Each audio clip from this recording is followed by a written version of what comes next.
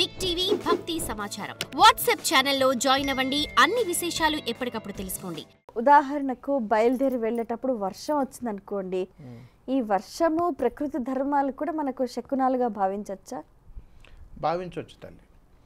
ఎక్కడికైనా మనం ప్రయాణం చేస్తున్నప్పుడు మార్గ మధ్యలో కానీ వర్షం వస్తే మనకెందుకు ఒకవేళ ప్రయాణాన్ని ఆపేసుకుని వెనక్కి వచ్చేద్దాం అనే ఆలోచనలోకి కానీ మనం వెళ్ళిపోయాం అనుకోండి. చాలామంది చూడండి, దట్టమైనటువంటి వర్షం వస్తే ఆగిపోతారు. ఆ పని ఇంపార్టెంట్ అయితే ఖచ్చితంగా వెళ్ళిపోతారు. అంటే అంత ఇంపార్టెంట్ కాదు అని అనుకుంటే వెనక్కి వస్తారు. ఈ రెండింటి నిర్ణయాల మధ్యలో చిన్న తేడా ఉంది. మనిషికి అవసరం, ఈ అవసరంలో బయలుదేరుతున్నప్పుడు ఉదాహరణకు ఒక వ్యక్తి ఇంటి దగ్గర నుంచి బయలుదేరి బండి మీద వెళ్తూనే ఏదో పని మీద వెళ్ళాడు. మనం ఇంటికి రావాలనుకున్నప్పుడు మార్గ మధ్యలో వర్షం వస్తుంది, రాకుండా ఆగిపోగా కాసేపు ఆగి తగ్గిన తర్వాత బయలుదేరుతాం. ఇంకా అర్జెంట్ అయితే తడుచుకుంటూ వచ్చేస్తాం. ఇక్కడ శకునాలతో పని లేదు. మనం ఎక్కడికైనా వెళ్తున్నాం, శకునాలతో పని. అయ్యో వర్షం వస్తుంది, ఇది అపశకునం ఏమో బయలుదేరితే అని కాదండి. వర్షం పడినా ప్రళయం వచ్చినా అది అపశకునం కాదు. ఒకవేళ అలా ఎందుకు జరుగుతుందంటే చెబుతాను. ఎందుకు జరుగుతుందనంటే, సగం పాత్రతో నీళ్లు మనకి ఎవరైనా మార్గ మధ్యలో ఎదురొచ్చేటువంటి వాళ్ళల్లో పగిలినటువంటి పాత్రలు కానీ,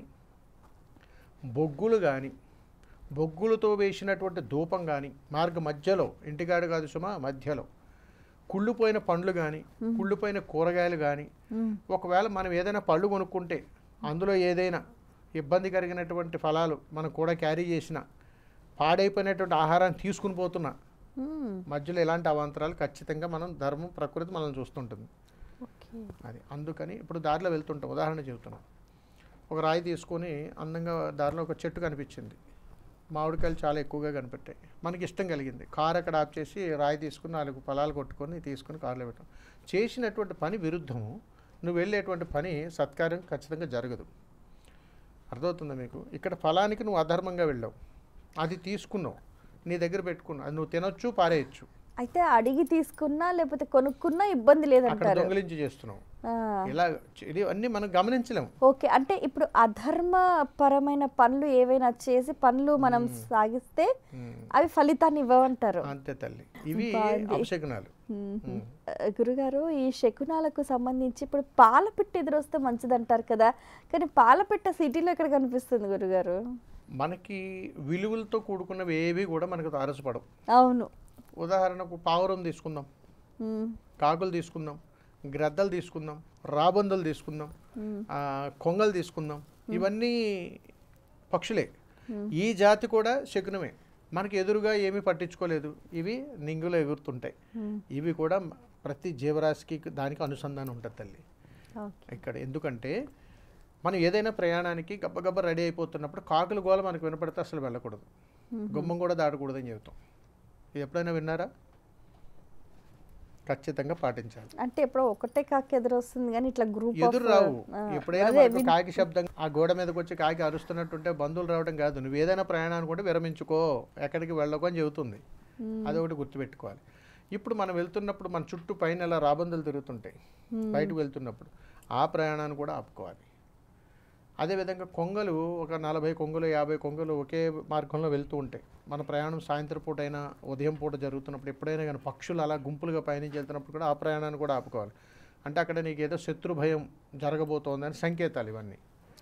అంటే ఒక జీవరాశికి ఇంకొక జీవరాశి తోడుగా ముందుండి నడిపిస్తుంటాయి, మనం పట్టుకోవాలి. ఒక ఆకుకూరలు అంటే మీకు ఇష్టం అంటే మీరు తింటున్నారంటే అది మిమ్మల్ని నడిపిస్తున్నట్టే. ఇంకొక ఆహారం మీకు నచ్చదు, అది ఇంకొకరికి నచ్చుతుంది. అలాగే అంటే ఒక జీవరాశి ఇంకొక జీవరాశి యొక్క మనుగడకు కారణభూతమే. అందుకని ప్రకృతి ధర్మంలో ఈ పక్షులకి ఖచ్చితమైనటువంటి శకునాలు అనేటువంటి ఉండి తీరుతాయి. అయితే గురుగారు, ఇప్పుడు మనం గమనిస్తే ఈ శకునాలకు సంబంధించి చూసుకుంటే నెమలి పురివిప్పి నాట్యం చేసేది కూడా కనిపిస్తే మంచిది అని అంటూ ఉంటారు, నిజమేనంటారా? ప్రత్యేకించి కనిపించవు తల్లివి. ఇవి మీద ఏదైనా అరణ్య మార్గాల గుండా వెళ్తున్నప్పుడు ఈ నెమలి కానీ మళ్ళీ క్రూర మృగాలు వెళ్తున్నప్పుడు కానీ ఇది ప్రత్యేకించి మనం ఎక్కడైనా జూలు ఉన్నటువంటి ప్రదేశంలో చూడగలుగుతాం తప్ప ప్రత్యేకంగా. ఇప్పుడు మీరు అడిగిన దానికి ఫారెస్ట్ ఏరియా ఒక మార్గంలో మనం వెళ్తూ ఎక్కడైనా మనకు మార్గ మధ్యలో కనపడతాయి. మనం వెళ్ళేటువంటి ప్రయాణం ఏమిటి అనేటువంటి విధానం. బంధువుల ఇంటికి వెళ్తున్నాం అనుకోండి, ఏ ప్రమాదం జరగదు. గుర్తుపెట్టుకోండి. ఒక అశుభ కార్యానికి పలకరించడానికి వెళ్తున్నాం అనుకోండి, ఏ ఇబ్బంది కలగదు. ఒక మిత్రుడిని సెండ్ ఆఫ్ చేయడానికి వెళ్తున్నాం అనుకోండి, ఇబ్బంది కలుగుతుంది. అలా ఎవరైనా ట్రైన్ ఎక్కించడానికి వెళ్తున్నా, అది ఇబ్బంది కలుగుతుంది. అలా మన పిల్లల్ని ఎక్కడైనా ఫారెన్ పంపించడానికి వెళ్తున్నా, ఇబ్బందులు కలుగుతుంటాయి. ఇవన్నీ మయూర సంకేతాల్లో, అంటే దానికి నెమలి పక్షికి సంబంధించిన విధానాల్లో కొన్ని అపశకునాలు కూడా ఉన్నాయి. అందుకని ఏంటనంటే పురివిప్పి ఆడుతున్నటువంటి నెమలి చూసేటువంటి సమయాన్ని బట్టి కూడా మనం చూసుకోవాలి. ఎందుకంటే అరుదైనటువంటి పక్షులు శుభాలు ఎక్కువగా ఇస్తాయి. ఆ శుభాలు మనకు కలుగుతున్నప్పుడు ప్రత్యేకించి తారసపడవు. అవి తారసపడ్డాయి అని అంటే ఖచ్చితమైనటువంటి నిర్దేశం అనేటువంటి సంకేతం ఏదో ఒకటి ఉందని అర్థం. ఉదాహరణకు పావురాలు ఉన్నాయి. మీ ఇంటికి పావురాలు వస్తాయమ్మా? అప్పుడప్పుడు. రోజు రావా? ఒక్కొక్కరింటికి రోజు వస్తాయి. శివాలయానికి పోతే రోజు కనబడతాయి.